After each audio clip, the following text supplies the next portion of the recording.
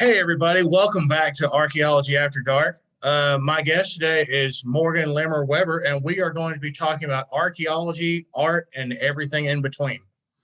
So, talking about archaeology, or I guess we're talking more about art from an archaeological standpoint. Where do you think we should start? Um, so I study art history officially. I just got my PhD at the University of Wisconsin-Madison in art history, but I study classical art. So it's pretty much necessary if you're studying ancient art to take an interdisciplinary approach because you can't really study ancient art without studying archaeology. And we have a fairly limited amount of evidence for these things. It's not like studying, colonial America where you've got all kinds of records or more historical periods. Because that was So, because we actually had written records and documentation at this point. This is before people actually took the time to record their thoughts and things on a piece of paper.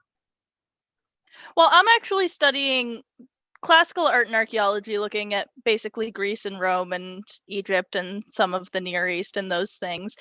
We do have some written records. We have literature, we have laws, we have sometimes, especially in Egypt, we have like letters and receipts and things like that, but we don't have as much as we have for later historical periods, mainly because most of those records would have been written on perishable materials, right? Unless you have dry, arid conditions, you don't have papyrus surviving. You don't have wax tablets surviving in a way that you can read them and such. But laws were often written in stone, literally. So those survive. And a lot of the literature survives because later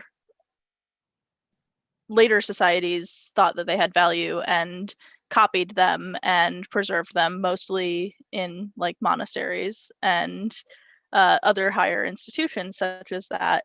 But we don't have, people's diaries, for example. We don't have ledgers that say, well, we have some, but in general, we don't have a lot of those kinds of things. So it's important to look at multiple types of evidence, especially because most of the evidence that survives is socially constructed, right? So literature is not necessarily an accurate portrayal of real life, as evidenced by, Because people take modern literature. liberties with recording evidence and facts, what fits their narrative, what doesn't. Exactly. And that happens in historical writing. So if you look at Herodotus, for example, a lot of what he says, he even directly says that it's hearsay, that, someone told him that this was the case. But a lot of it is just fantastical information about places that he's never been.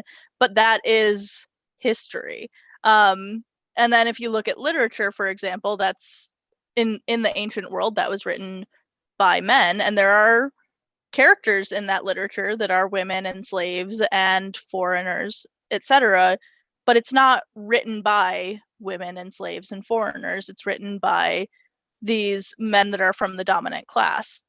So it's constructed in a way that fits someone's narrative. And if you're trying to get a broader understanding of the society, then finding multiple sources of evidence, many of which are still going to be mediated through someone's perspective, is helpful. So, for example, art is also very mediated, right? For the things that we canonically consider art, those were in the ancient world produced by men, and some of it was probably done by slaves in workshops while you had the artist at the head, and the artists were not, the highest tier of society, but that's still mediated through someone's vision of what it should be. And a lot of that art would have been dictated by a patron. For example, an emperor telling his imperial workshop of artists to create monuments to himself. And make so it that's as flamboyant as possible. Yes, as imposing and as powerful and imbued with as much cultural meaning as we can, to send the message that this is my empire, that I am in charge, that I'm divine in a lot of cases. And in the Roman Empire, we're talking about an entire empire full of colonies that have been annexed. So having imperial portraits up in all of those various provinces and colonies gives an imperial presence in places where the emperor typically isn't physically present, especially since there was an imperial cult where the emperors were deities, or maybe were going to be deified after their death. It depends on what time period you're looking at.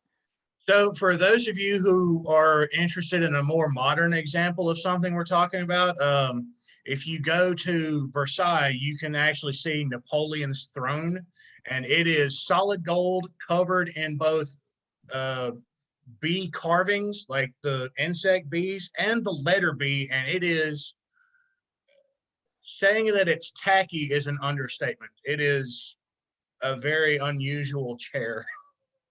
Well, and Napoleon was obsessed with the Roman Empire as well.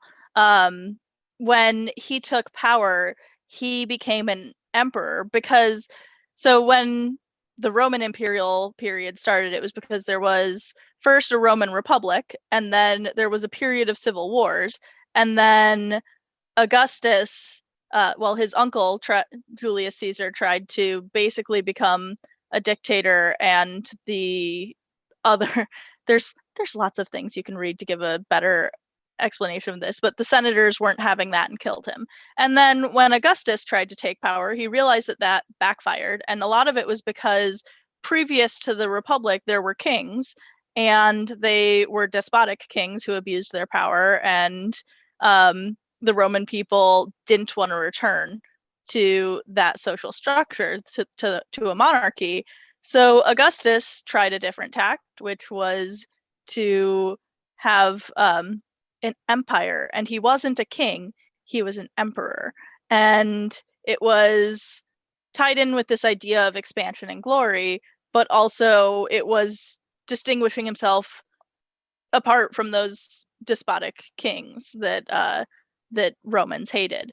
And so when Napoleon came into power, there was actually a very similar structure where there had been kings in France, and then there was a revolution, and the kings, were beheaded. And then he wanted to have similar power levels as the kings, but it wouldn't have been politically great for him to say that he was a king, but he also wanted to expand. So he looked at Roman imperial forms of ceremony. So if you look at like the Arc de Triomphe, that is based off of Roman triumphal arches that returning generals would pass through after they had won some military victory. So he followed a lot of similar ceremonial structures in setting up his empire that the Romans did in their empire. He also did something similar in his conquest of Egypt. He crowned himself pharaoh at one point, which, if you have to have a title, pharaoh is right up here at the very top, right below emperor. Yeah, well, and I mean, both of those titles, as far as rulers go, those were both considered either deities or demigods too. So it's not just declaring yourself ruler, it's declaring yourself ruler in a way that's associated with a kind of superhuman power behind that. Well, Napoleon, certainly thought a lot of himself, which is, the term Napoleon complex. That's where it comes from. Mm-hmm. Yep. So just to get back to the idea of interdisciplinarity, when you're looking at time periods when we have less evidence than, for example, Napoleonic France, looking at different types of evidence is key, especially if you can look at them and note the commonalities and departures. So you've got art, which is representative. You can actually see things like clothing, for example. It would be hard to study ancient clothing if we didn't have visual representations of it, because clothing is made out of perishable materials and it just disintegrates and doesn't survive archaeologically. We can look at literature to kind of get a sense of dialogue and social interactions. We can look at legal codes to see how the political structure was imposed or enforced. And then archaeologically, we can look at the material culture and actually see the objects that actually existed, which often don't necessarily correlate with what we see in art or literature, because archaeology gives us the kind of more mundane objects. And if you're writing about an object in a dinner party, for example, you're probably going to write about the fancier version of it. Or if you're depicting something in artwork, it's going to be a more impressive representation a lot of times, whereas in archaeology we can see the things that were probably more likely to be used on a daily basis. And then if you study things like, anthropology, you can do ethnographic comparisons, and then economic history to look at how the economic structures affected the social life. So there are ways to look at ancient art history without looking at all of those other things. That's, studying the canon of art history, and you learn the Doryphorus and the Parthenon marbles and all of the different types of temple structures and stuff like that. And that has some value. But if you want to study society, then you really need to take a more holistic approach. Well, I think you can actually see some commonalities between, Roman architecture and early American architecture, because, a lot of our older government buildings are fashioned in a Roman fashion, the idea of democracy, a republic, freedom of speech, whatever. And, the founding fathers wanted to convey that kind of ideology moving forward with the whole freedom from Great Britain and all that. Absolutely. And there was it was similar in that regard to Napoleonic architecture, in that it was harkening back to the foundation. In Napoleon's case, he was looking specifically at the empire. In the case of America, we're looking back to the foundations of democracy, right? And these ideals that they were presenting it in a way that it looked less, pardon the term, revolutionary, in that it had foundations in historical examples.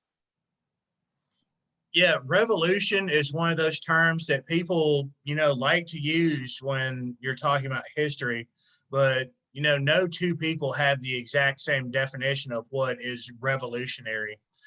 A lot of people recently have started calling the Revolutionary War the American War for Independence, because they don't see it as a revolution anymore. Yeah, I think that there's a lot of social nuance involved in that conversation that I don't know if I'm necessarily prepared to speak on with authority. But this kind of comes back to the idea of constructed history, in that history is typically written by the victors, right? Oh, yeah. And so there's a lot of ways that we perceive and construct our own history to put ourselves at advantage. And that's also been seen a lot recently with the criticisms of critical race theory, which questions the American narrative that a lot of people would like to continue having. when, as I said, there's ways to look at history that kind of view multiple points of view. Yeah, and that's one thing why we insist on keep doing archaeological work. It helps us, add to the narrative. Sometimes it changes the narrative, completely. Like we find something that, isn't supposed to be there, like a stray bullet or something. And Yeah. you're like, okay, this is clearly modern, and we're, excavating a 18th century fort. Yeah, so I'm going off of information that's not in my particular area, but I worked with an Americanist who told me that they found a drop spindle, which is the type of technology that most ancient societies, including the Greeks and Romans and a lot of Native Americans, used to create to spin thread before the invention of the spinning wheel. And she was telling me that they found a drop spindle of this kind in slave quarters in America, and that tells us a lot of interesting things. One, that this technology was in use. Two, that there were slaves that were making textiles probably for themselves as opposed to just producing textiles for the plantation or whatever. And three, that they had some sort of supply access to get materials in order to spin textiles. And that's not something that we're going to see written about in written sources for the most part. But archaeologically, it gives us some interesting information that we wouldn't otherwise have. Exactly. And that's, the whole point of studying archaeology is filling in the holes in the story. So getting back to talking about, so the idea behind this episode is we were going to talk about art and how it relates to archaeology. We've gone in and out of that topic. So, it's not like you can go and just find a painting buried in the ground. If you do, that's suspicious at best. At worst, you've stumbled into probably a felony of some kind. Well, it depends. So in Roman archaeology, most of the paintings that you find, you do excavate from the ground, because most of the Roman paintings that survive are frescoes, so they're painted on walls. So if you're excavating a Roman site and you're digging out someone's dining room, then you excavate the paintings on the walls as well. But in general, for paintings, those wouldn't survive if they were buried, because they're perishable, and once they have contact with dirt, then the canvas would start deteriorating, or canvas or wood or whatever the substrate was. Yeah, and since you brought up the fresco, one of my favorite things, I did a little bit of homework before we started this. I came across a floor mosaic someone had done, and it was a depiction of a dog, and the archaeologist roughly translated it as a "Beware of Dog" sign. Yeah, And the it was Cave Canem in Pompeii. yeah, it was like somebody had painted Cerberus on the floor, and it's like a "Beware of Dog" sign. And I'm like, this is accurate for most people.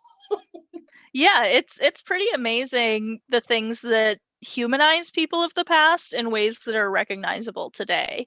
So the fact that people had pets, and also that those pets were used as guard dogs, and that you have this kind of like visual representation, which obviously having a "Beware of Dog" sign as like a floor mat in front of your front door that has like a cartoon picture of a dog and says "Beware of Dog," that's obviously not going to be as effective as having a physical guard dog, but it conveys some information about it. So yeah, there's also in Pompeii, there's a plaster cast of a dog that was on a leash and tethered. And sadly, if you don't know the plaster cast of Pompeii, what happened is the city was covered in ash from a volcano.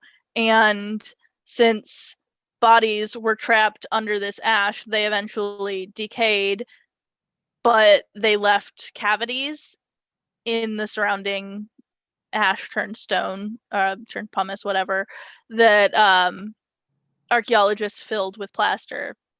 So we can see the physical space that this body of a dog left as it was dying, but it is relatable. I mean, it's very, very sad because it's a dog that died, but it's also relatable in that, you know, a lot of people now tie their dogs up outside in a similar fashion. Yeah, it's Sorry, one that of took a dark those. turn. Yeah. Oh no, that's fine. It's archaeology after dark. It would be remiss if we didn't take a dark turn every now and then. It's just really weird to think of, the societal value of a pet, not changing so much after, so many centuries. And, we still have like leash laws. And it's funny to think that that same leash law, applied during the height of the Roman Empire, Pompeii, or, whatever society you happen to be talking about at the time. Mm-hmm. And if you want to look at the progression of spaces and the role of animals in those, a lot of archaeological sites, a lot of the big archaeological sites in, well, I'm thinking about Europe in particular because I'm thinking about Pompeii, but a lot of big archaeological sites have a lot of stray animals, a lot of stray dogs there because tourists will feed them. So you can have a stray dog wandering past the Kawe Kanum, Beware of Dog mosaic in Pompeii, because there's a population of people there that's always changing and will continue to feed them. I've also seen stray dogs at archaeological sites in like India um, and in Turkey and stuff like that. So this is a fairly common thing. There's one site, I want to say it's somewhere in Turkey, that has become a feral cat colony, and now it's like a cultural marker that the cats of this place are something to see when you go and visit it. I want to say it's the Hagia Sophia, but I'm not 100% sure on that. But I saw it on National Geographic, so it must be at least somewhat true. That seems plausible. My advisor for my PhD program is the director of the expeditions at Sardis, and he says that a lot of people who have pets that they can no longer care for will specifically drop them off at archaeological sites because they know that the archaeologists and the tourists will feed them. Well, I mean, I don't want to support that kind of thing because I don't want to be working at a site and somebody's, hangry cat just attack me while I'm doing a shovel test or something. But yeah, that's a thing people do. So to study art and archaeology, you have to have backgrounds in all kinds of different fields. You have to have some history knowledge, art history knowledge, along with some archaeology and I guess some anthropology too for the cultural understanding of the artwork. You can't just start looking at a piece of artwork and say, wow, this is all there is to say about this. Yeah. Also, for a lot of those things, at least studying ancient art and archaeology, it requires a lot of languages. So to study classical art and archaeology, I had to study for modern languages, French, German, Italian, and a little bit of Spanish. And then for ancient languages, Latin and classical Greek. Wow, that is a lot of reading. It is, and you'll note that I said I've studied them because I'm not fluent in, well, I can have conversations in French and a little bit in German, but I'm not fluent in those languages. But I can read them, oftentimes very slowly with a dictionary. But for research purposes, you need to at least have a basic familiarity with the major languages that secondary sources are published in, as well as the languages that your primary sources are written in. Yeah, so for those of you who are actually living here in Alabama, a lot of our earlier archaeological resources, depending on where you are in Alabama, could be in either French or Spanish. So if you're interested in colonial archaeology, especially, French or Spanish would definitely help you, especially if you live in the southern parts of Alabama. The closer you get to the coast, the more beneficial Spanish would probably be.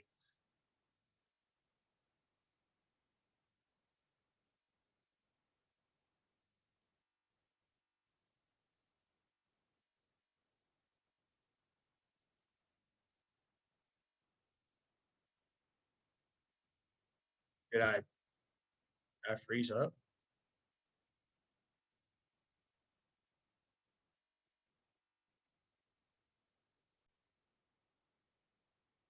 Sorry about that, everybody. We had a slight technical difficulty. I was talking about colonial archaeology. If you're doing that here in Alabama, especially in the more southern parts, the closer you get to Mobile, French or Spanish would definitely help you. If you get into archaeology in Florida, like around Pensacola, St. Augustine, and places like that, Spanish is definitely going to be helpful to you.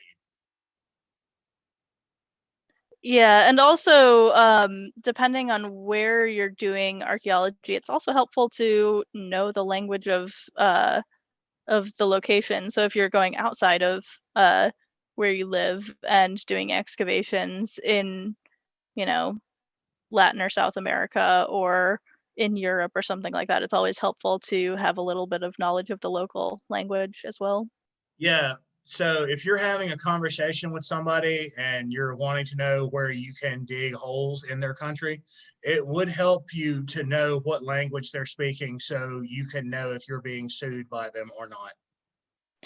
It also helps if you're going to be on site in a fairly remote area, and maybe the people who you set up the dig with spoke English, but the local populace doesn't speak English. But if you are in the middle of nowhere and there's an emergency, you probably want to be able to communicate with the people around you.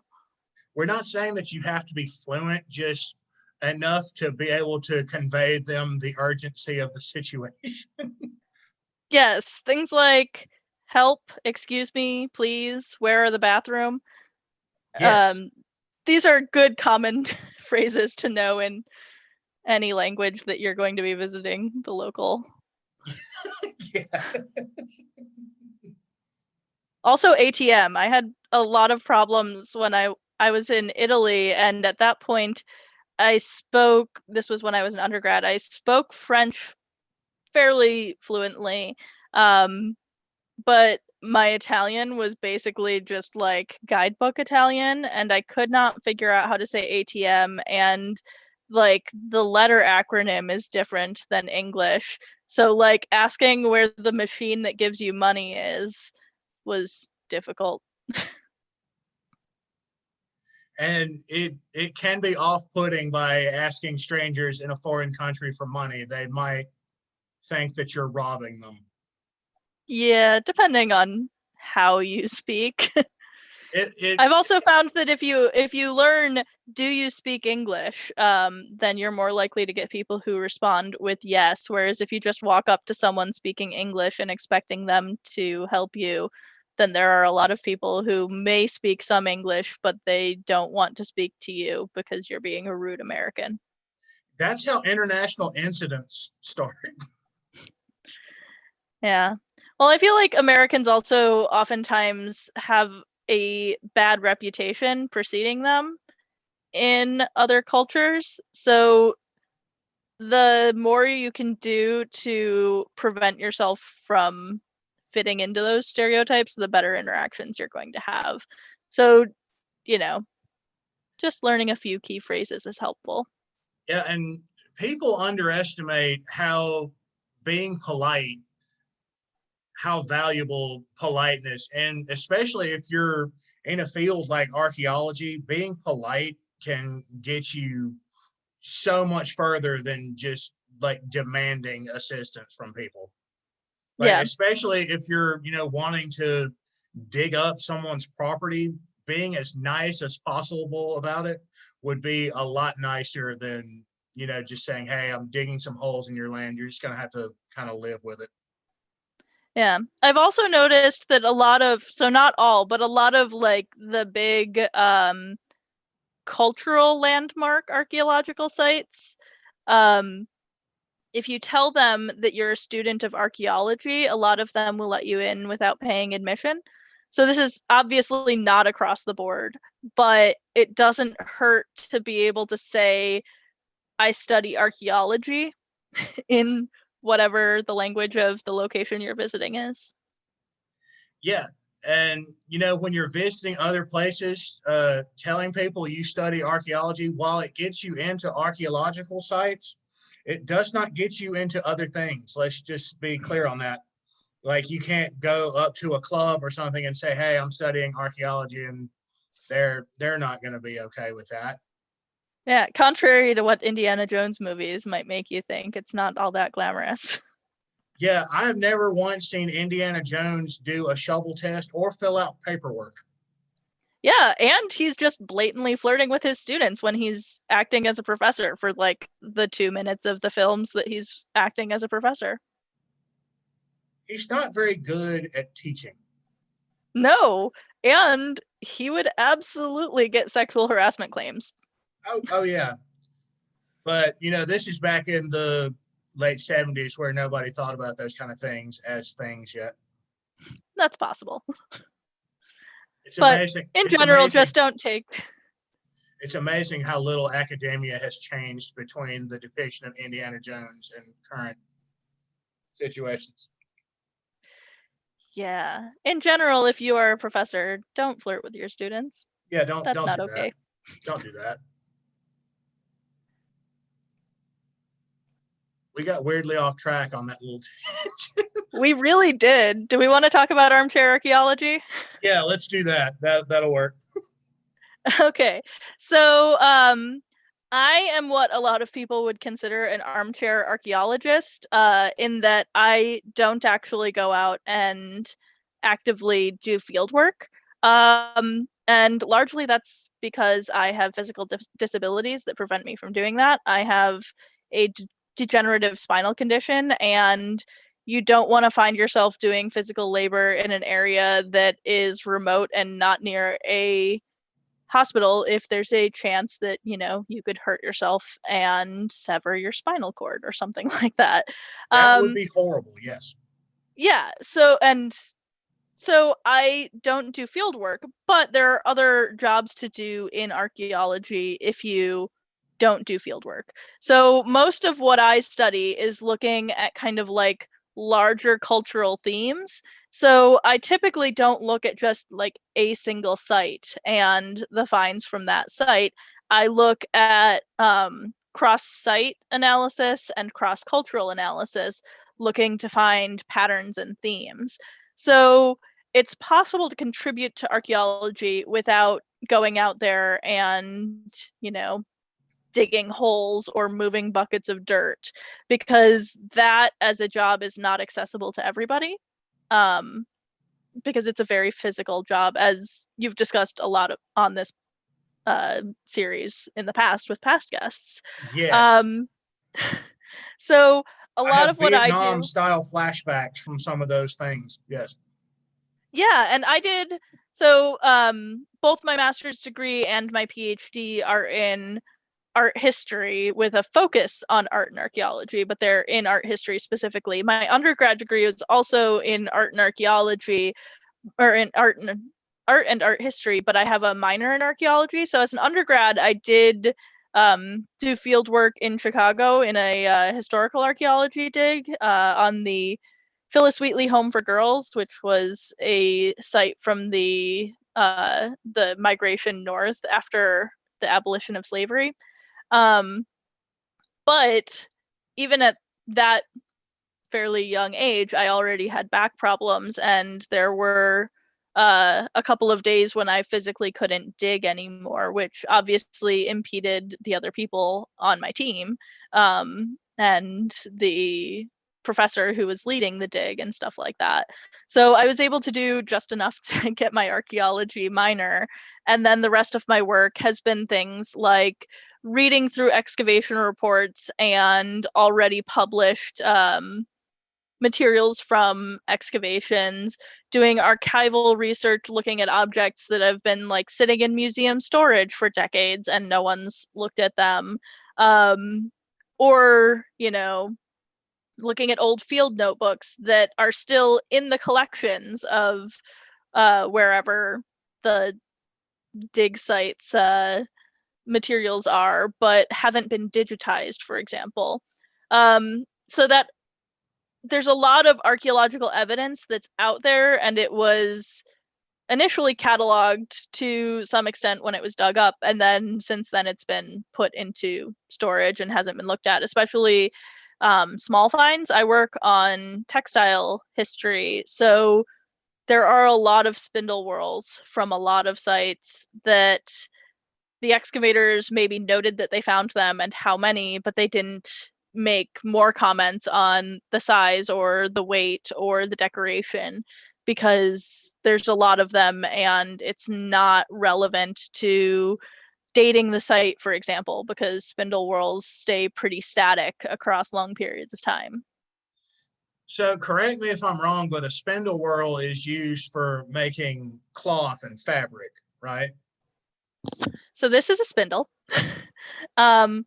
This is one that I made.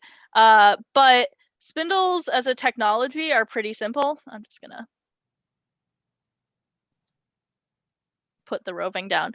So in order to make a spindle, you need a shaft, which is a stick. And then you need a spindle whorl, which is typically round and heavier than whatever your shaft is made out of. So in this case, both the shaft and the whorl are made out of wood, but the whorl is thicker and heavier. And so when you spin, the whorl gives you that centrifugal force to keep moving, and then you draft out the wool to make thread. There's my impromptu spinning demonstration, but It's fantastic. that thank you. That technology of the spindle and spindle whorl is a technology that developed in parallel in multiple places in the world. So you'll find spindle whorls from, you know, the ancient Mediterranean and pre-colonial America, for example, that look very similar in structure because it's like the wheel. Like it's a thing that is so basic that that technology evolved in separate places at the same or different times without cultural interaction between them. And the spindle whorl, as you just showed it, is small enough to where people could actually just carry it with them if they had to move or leave. Yes, I actually carry one in my backpack for if I'm like sitting at a bus stop or in a doctor's waiting room or something like that. It's a great way to start conversations with people if you're stuck sitting in an airport, because people will ask you what you're doing. And that is a topic that I can talk about for a very long time if there's a flight delay or something like that and someone's willing to listen. And for those of you just getting started in archaeology, get used to people asking you what you're doing. You will have to answer that just about every day you do this. Well, and I feel like to a certain extent, there's some onus for public archaeology, at least, to instruct the population, or at least to be patient in explaining what you're doing. And people will ask you if you're looking for Jimmy Hoffa. They'll ask you if you're looking for dinosaur bones, etc. So just, you know, patiently explain to them what you're doing in a way that if you were, you know, a kid and you wanted to know what someone was doing, then you would have liked to have heard. Yeah, and just so everyone knows, we have not looked for Mr. Hoffa. We don't really have any interest in doing that.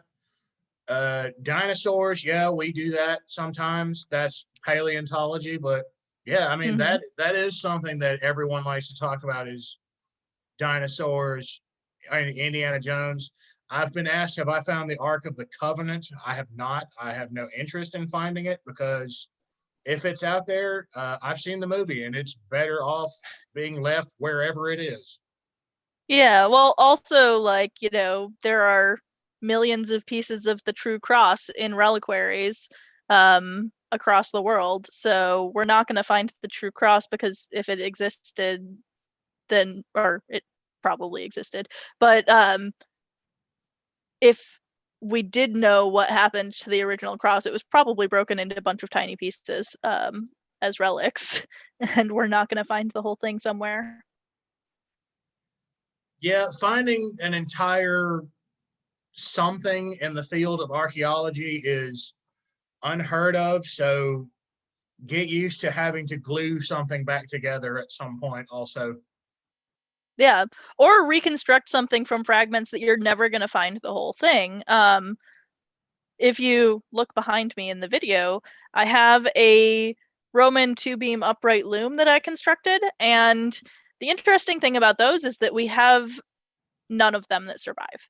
And typically, we have nothing that survives of this particular type of loom because it is entirely made out of perishable materials, right? But in Karanis, which is a site in Egypt, we have little bits of wood that survive because it's a dry, arid condition, or it has dry, arid conditions. So we had, for example, let me see if I can point behind me, the Heddle-jacks there. We have Heddle-jacks that survive. So I was able to make my Heddle-jacks based off of surviving evidence from Karanis. We have Heddles, which is the bar that's going between the Heddle-jacks. And then we have two visual representations of the two-beam loom, one from the hypogeum of the Aureli and one from the Forum Transitorium. And from those small fragmentary pieces of archaeological evidence and the visual evidence that we have in artistic representations, I made a somewhat functioning model based off of those things. So in the original version of this that was Roman in construction, would there have been any like surviving metal fragments or it was all wood? There probably would have been some surviving metal fragments, but that would have just looked like probably generic fasteners and such. So to make this one, I used 8-inch carriage bolts and nuts. And I think there's like 4 screws in the entire thing. And other than that, it is made out of wood. So it probably had some fasteners, but they wouldn't have fallen in a way that would be identifiable. So the other major type of loom that was used in the ancient world was the warp-weighted loom, which on this one you can see the warp threads, which are those ones, go from the top beam and then they connect to the beam at the bottom. And that's what gives you tension so that you can actually weave with it. On the warp-weighted loom, you have a top beam that the warp threads hang off of, and then you have weights at the bottom that give you that tension. And when a warp-weighted loom decays, you still have the weights, which are made usually out of ceramic or lead or something like that. And even if the entire frame, the entire wooden frame decays, you still have these weights. And if you're really lucky, you have the weights that the loom was dressed, it was set up when it was abandoned or whatever disaster happened. So those weights will be in a line at the bottom because just the wood and fabric decayed and they just fell on the floor. So there's a better than average chance we could still find those if we were doing archaeological work in or around Rome. Yes, and there are examples. There were a couple examples from Pompeii, I believe, where we have sets of loom weights that fell in a line, and those are more likely. You're more likely to find that if it was a disaster context. So if there was a fire or a volcano or a battle or something like that, and then after that disaster, that particular structure wasn't used again. But the site in Egypt that I talked about, for example, Karanis, that site was abandoned because it turned back into a desert, and it wasn't livable because their water system started to fail them. So the site was gradually abandoned and then eventually fully abandoned by the population, which means you don't have projects that were in progress that were abandoned. And I think my interpretation of the fact that we have no surviving looms in full at that site, because we have other things, like we have giant wooden doors that the entire door survives, for example, but we don't have much furniture and we don't have any looms. And my guess on that is because when people were leaving, they took those things with them because they were valuable. But we have the fragments because that would also imply that the loom was small enough for them to carry, wouldn't it? Well, this loom, for example, since I used carriage bolts, I could take those carriage bolts out and I would be left with two 4-foot 2x4s, two 6-foot 4x4s, and then some planks at the bottom that are like feet that stabilize it. And so I could break that entire loom down and it would fit easily in maybe like a 2-foot space in a wagon. Yeah. A wagon. Whereas if you're a wagon seems more practical than carrying a 4-foot board by yourself across the desert.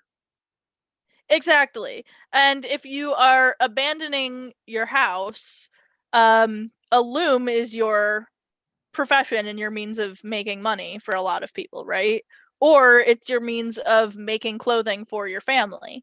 And you might not be able to readily replace your loom wherever you end up. But if you're abandoning your house, you're not necessarily taking all of the doors off the hinges to bring with you. But you might bring your couch. I mean, it really depends on how attached you choose to be to that door and or couch. Yeah. But that's my interpretation, at least, for why we have some large wooden structures that survive intact in Karanis and a lack of evidence for others.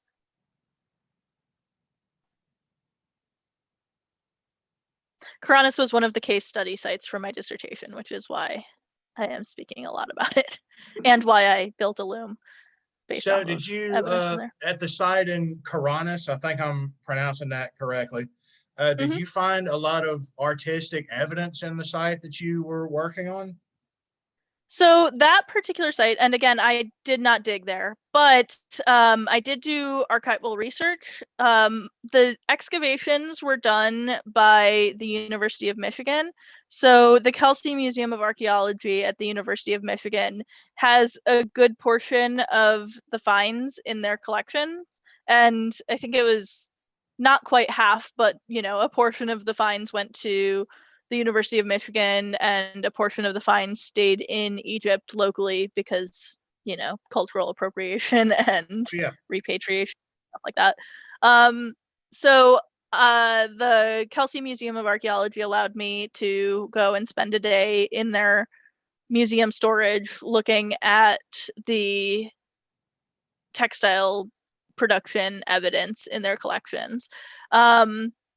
And I did look at some of the other things. There's some artistic evidence there, but Karanis was a village. It was a location where the population was a mix between some people who were from Egypt originally and then other people who were members of either the Macedonian or Roman armies that settled there.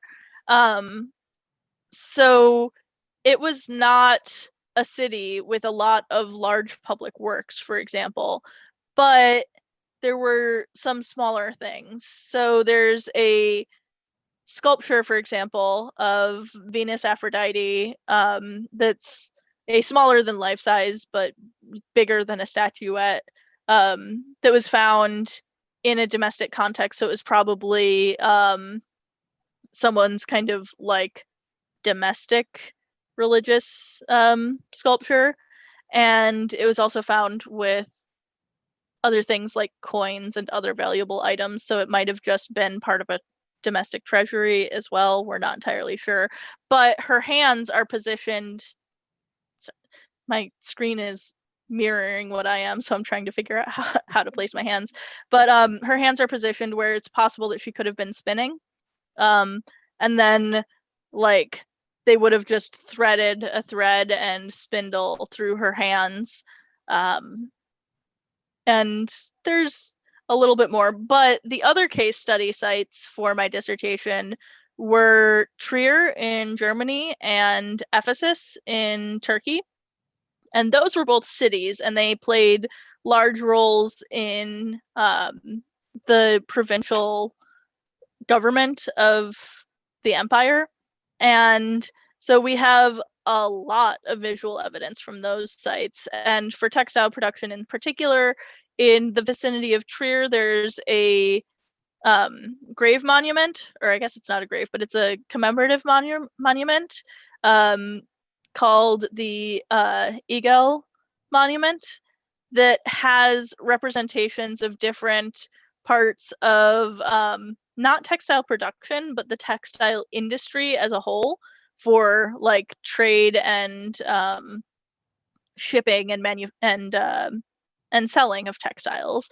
And then in Ephesus, there's these highly ornate distaffs, which is, so I just have my wool roving kind of like braided here to make it more manageable, but you can use a distaff, which is a piece of wood that you wrap your roving around, and it makes it so that that's organized and it doesn't, fly into the thread while you're trying to spin and stuff like that. So at Ephesus, we found these distaffs, or not we, I wasn't there, but other people found these distaffs that are made out of bone, and they're carved. So 2 of them have little tiny Venus statues at the top. And then a lot of them are just carved with either geometric patterns or these tetrastyle columns or other things like that. Some of them have pine cones, and they're way too fancy to like have been used for daily use, but they might have been used for some sort of ritual use, or they might have just been decorative and used as kind of like status symbols, as in, I, as the lady of the house, am rich enough to have this really fancy bone distaff that would probably break if I tried to use it, or if I tried to use it regularly. And in those sites and others, you have, the big public monuments as well. So bath complexes and temples and things like that are full of rich sculptures and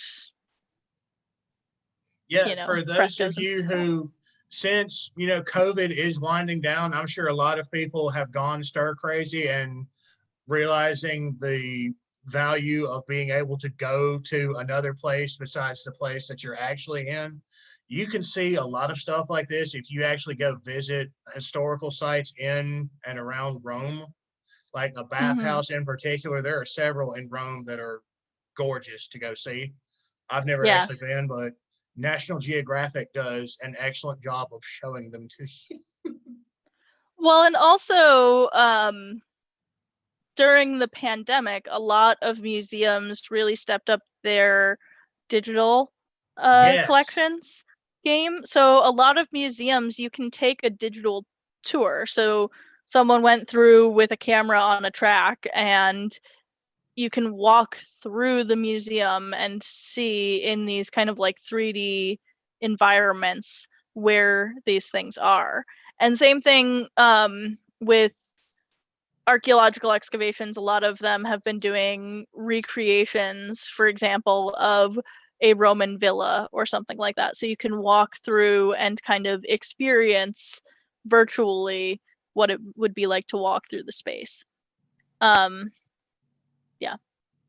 Yeah. So Several places you mentioned the 3D tours. I know the Louvre did a really good one, and the British Museum, while it is a massive institution, they do like tours of separate galleries are fantastic. yeah, there are a lot of really, really great virtual exhibits right now that you can access. And then also, you don't have to go to Europe to go to museums. So there are a lot of smaller regional museums or larger collections. So in the US, you can go to like the Met in New York or the Boston MFA. There's a lot of really great collections. And even if they're not going to have the large ostentatious displays that collections that realistically were built by Royal Imperial collection in Europe have, you can still get an idea. So for example, we have a regional, I'm in Massachusetts, and in Western Massachusetts, and we have a regional museum, the Springfield museums, and they have a plaster cast gallery, which in the 19th century was the way that a lot of American institutions taught art history, is they made plaster casts of the kind of canonical artwork. So the Venus of Milo and the Discobolus and things like that. And even if they're just copies, you can still go and stand in front of them and get an idea of scale compared to it, or the line of sight.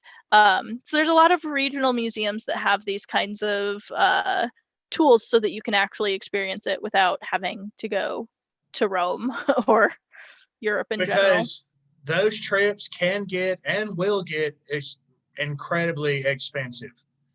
They which will. is which is great if somebody else is paying for it. If you're paying for it yourself, it hurts a lot. Yes. So I think Also, sorry. Oh no, you go ahead. Also, it hurts a lot in the sense of you're just walking. You're doing a lot of walking. I spent 3 days at Pompeii walking around like on the streets of the ancient city and taking photographs. And I did so much walking on uneven surfaces that I gave myself temporary nerve damage in my foot. And my doctor said that this is an injury that they typically see from people who are doing like rock climbing. But because the stones that paved Pompeii have, been worn down over centuries, yeah, that happened. Yeah. You get some really weird injuries with this profession. I'm not gonna lie. You get the obvious ones like sprained ankles, bruising here and there. And then you get one that you have to explain to people. Like I was walking through the woods and a tree branch actually went across the side of my head. And I had to explain why there's like a stripe through my hair on the side there. And I'm like, it's always been that way. Why are you bringing attention to this now? Yep. But what you were talking about earlier, museums doing virtual tours and things like that, I think it leads us to an interesting topic like free and open source information. Like you can actually share information and you're not doing it for profit, you're doing it for its own sake, like for the value of education. Yes. And I, outside of academia and somewhat within academia as well, I have been an advocate for free and open source software and free culture for several years now. And part of that includes open access and free access.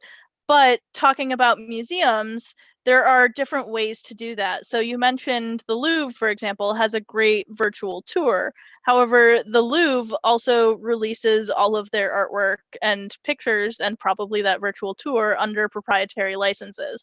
So if I wanted to use that image, then I would have to license it through them. There are other museums, such as the Met in New York, that release their images into the public domain. So if you want to use an image from the Met on your website, for example, or for your digital humanities project, or if you're a student and you want to publish something, but you don't have institutional support to pay for image licensing, you can use images from the Met's website without having to pay to do so. Or you're trying to jazz up your doing PowerPoint presentation to impress your professors and classmates. Yeah, well, I mean, if you're doing that, then you're not going to get hit with a copyright infringement violation for using it just for your class. But if you're putting it on your blog, for example, then you could get hit with copyright infringement. And some museums are maintaining these kind of like older ideas of copyright for images that are in their collections. And some museums also don't let you take your own pictures when you go into their exhibits, because if I go into a museum and I take a picture of a sculpture, then I own the copyright or the licensing rights on that image, and I can release it in the public domain or with a Creative Commons license that other people can then take that image and use it. But and the museum can't really do anything about that. But if the museum says that you can't take pictures and they put a restriction on that when you enter the museum, then you can't take pictures. And they can still control the licensing on all of the images from their collections. Yeah, with the rise of social media, a lot of museums, or at least several that I've been to, they ask that, if you're going to take pictures while you're there, all they really want is just you to tag them when you post it. Like, this is where I was when I saw it. And it's great for publicity for the museum, and it gets, their name and what you're doing out into the public so other people can see it. Yeah, and that's true. I think that there's a lot to be said for social media and how social media can help give publicity to museums. But also, for example, I worked on a digital humanities project where we were creating a website, and we weren't doing a specific archaeological excavation or a specific museum collection. We were doing objects from multiple institutions, and I gave priority to objects from museums that released their images under open licenses, because that meant that I didn't have to contact each individual institution and potentially pay them to use their images. So that's another good way for museums to get more publicity and foot traffic, is by allowing people to do that. So I'm just going to jump off of that to say that as a free and open source software and open access and free culture advocate, I host a podcast called Foss and Crafts, which takes an interdisciplinary approach to free software, free culture, and craft production through the intersecting themes of freedom and agency, and user freedom, and basically the commons, how we can make things together and have a more collaborative world. And we have a couple of archaeology related and history related episodes. We did an episode on experimental and experiential archaeology, which is like the loom behind me, where you recreate historical craft processes and stuff like that. And we did an episode on the use of textile crafts in political propaganda, like through history, starting with Augustus, and it included like the American Revolution and Gandhi, for example. So we have some episodes that I think would be interesting to an archaeology audience as well. Right. So I think we're gonna wrap it up here. Any last minute advice or getting started tips you want to give our audience?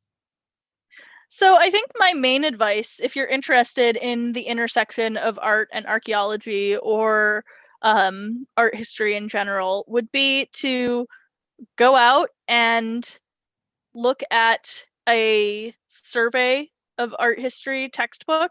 So the standard ones are like Stokstad and Gardner's Art Through the Ages. And the thing about them is that they tend to be very expensive if you want the current edition. But if you go to a used bookstore in any college town, you are very likely to find an edition that is a couple of issues out of date, because they come out with new editions every like 2 years, because then they can sell more expensive books. So if you go out and find one that's 4 years old, you can get it for less money at a used bookstore.